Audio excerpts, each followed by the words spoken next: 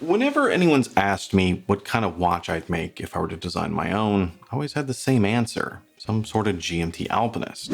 I've been saying this for years, because it's a watch that would combine two of my favorite types of watches, with a bit of a unique twist. And to my surprise, this year Seiko announced exactly that, a GMT Alpinist. So you know I had to check it out. And some of you may be surprised to see that I went with a green version. I know I was. And that's because when Seiko released these, they only announced three versions. A limited edition white, a black version, and a blue version. No classic Alpinist green. So when I just happened to come across this one, I was immediately curious and started looking into it. Partially just to make sure it wasn't a fake.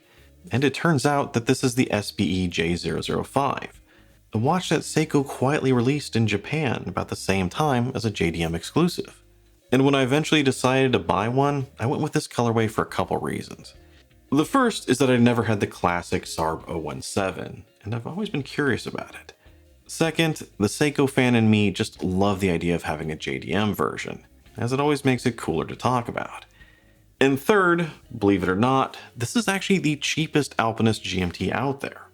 At least right now. You see, MSRP on these is 143,000 yen, which is about 955 US. And just as important, you can actually find them for that, and sometimes even less. Meanwhile, MSRP on the other non-limited versions is 1,150 US, if you could even find them for that, because they are a pretty hot watch right now. So this is cheaper by at least a couple $100, and I don't know if that's because of the exchange rate, or maybe because not as many people know about them. But that alone made the decision easy. When it comes to the design, the best way to look at this one is that it's a cross between the classic Alpinist, an Explorer, and an Explorer 2 GMT, all with equal bits thrown in. Which winds up making this a rather unusual but pretty interesting Explorer 2 alternative. And one thing you need to keep in mind about the design here is that this isn't a classic field watch, and it's not supposed to be. As this new GMT Alpinist continues the tradition of being a dressier or nicer looking field watch, similar to, say, the Hamilton Khaki Kings. The Alpinist line actually dates back to about 1959, and that's when Seiko introduced a tough, durable watch for the Japanese outdoorsman. Then, fast forward to the 90s, and the design was brought back and redesigned in its current form, creating a one-watch collection type watch, or a go-anywhere, do-anything kind of watch. To me, they're kind of the same thing. And Seiko was able to achieve that by keeping the original durability and putting into something that wouldn't look out of place at a nice dinner. Which is something I've loved about it, and the same goes for the Khaki King, as it seems to fit more into my life of being in an office and banging on a keyboard, and then going to meet my wife for dinner, rather than, say, something that was designed to storm the beaches of Normandy. Now the case here is pretty similar to that of the current generation Alpinist, with a couple of major exceptions. So you still have a sapphire crystal and a 6R movement in the same great sub 40mm sleek case, complete with flowing curvy sidewalls, slim chamfers, and 200 meters of water resistance. It's just here it's a half millimeter thicker thanks to the GMT movement, if you're not counting the Cyclops on the regular Alpinist. If you do count the Cyclops, the GMT is actually thinner. There's also the addition of the fixed steel GMT bezel around the dial, something very Explorer-esque. And most important of all, the GMT version has the addition of a hardened coating on its case, increasing the scratch resistance. Which for me is a fantastic addition and potentially worth the upgrade alone, just because of the very polished sidewalls of the Alpinist case. Ones that in my own experience tend to accumulate micro scratches. So that alone should keep this go anywhere, do anything powerhouse looking good for a while. Also, if you're not familiar with the regular Alpinist, none of the crowns here are signed. But the top one for the movement is screwed in, while the lower one controlling the internal compass isn't. And since the case is almost the same as the regular version, aftermarket bracelets should work for the GMT as well. And if you hadn't noticed, I put this one on an Uncle Seiko Beads of Rice bracelet, which was my favorite on the regular Alpinist, but now it's my favorite here. Moving on to the dial, and at first glance you might think this is pretty similar to the normal Alpinist, with glimmering gold cathedral hands, floating over an emerald green sunburst sea, along with a mixture of raised wedges and Arabics for indices, and the iconic compass bezel sitting on the outer edge. Green isn't going to be for everyone, but the Green Alpinist is iconic at this point, with its beautiful and visually interesting design. However, the GMT version here is not quite the same as the regular. And I'm not just talking about the altered text on the dial or the red GMT hand. Although, side note, there is way too much text here. But more importantly, the Arabics here, the indicators, they've all been shifted from being just on the even hours to only being on the cardinal points, giving it a bit of an explorer touch with the 9, 3, and 6. As well as the date's been shifted from the 3 down to this tiny peephole thing. And while these may seem to be very minor changes, I actually found it to make a huge difference when wearing it. Now, the Alpinist design isn't exactly the most simple or clean-cut design out there. It's a bit busy. But the first day I wore this one out and about, within a couple of hours I realized there was something very different about it. That it seemed cleaner, more symmetrical, and easier to read than my old Alpinist. And I'm not just saying this for dramatic effect, I literally was walking to my car when I noticed it. So when I got in, I stopped and really started to take in the design. Which is when I first realized that it was actually different than the regular version. And that by reducing the number of Arabics and really focusing them on the cardinal points, it actually cleaned up the dial a little bit and introduced a focusing crosshair. Then, by ditching the Cyclops and moving the date to that tiny, almost ignorable position, it made the dial a whole lot easier to read, as well as more symmetrical, creating what I think is a cleaner and easier to read design despite all the clutter of the GMT. In short, it's a great change. The watch still maintains the spirit of the Alpinist, that it's a great looking, tough, durable watch that's made for any occasion. Yet the GMT version has introduced its own take on that, in a way that I think improves upon the design, and I've really come to like this one more than my older white Alpinist. Now, it's not all good here, and especially if you want to read the date. That's sort of a 2 steps forward, 1 step back situation. And it really kind of comes down to a form versus function argument. The thing is, no one really likes the Cyclops, at least aesthetically, but it does make it much easier to read a date window. Whereas here, it's so small, so recessed, it's almost, but not quite pointless. However, it does make a nicer looking and easier to read design. Now, with these macros, I think you're going to be focusing on the date while watching this. And because of that, it may seem more like an odd distraction to have it there. But trust me, at arm's length, it kind of fades into the dial unless you're looking for it. And for better or worse, this whole funky date porthole thingy here is becoming a staple in Seiko's designs. As I saw it in the Slim Turtle, and it's also in the brand new so-called Marine Masters, so I think it's here to stay. And for those of you who are more skeptical of the green colorway, after actually wearing it out and about for a few weeks, I've come to like it. And I think I understand why it became such an iconic design. When the dial has a good amount of direct light, it definitely has this emerald sheen to it. But a lot of the times, it's much more subtle than you might think. Especially with the GMT version and its brushed GMT bezel. That alone seems to tone everything down a bit, making it a little bit more tooly. And I think that includes the chaos of the compass bezel. Some love how it complicates the design, while others just go into seizures when they see a Navitimer. So if you've always found that part too distracting, you're not focusing on it here quite as much thanks to the GMT, as it sort of supersedes it. So even with the emerald dial, this one comes across as a watch you can wear in any occasion. And especially with a bracelet like this. For me, with the Beads of Rice bracelet, this is a beautiful, ideal balance of tooly and dressy.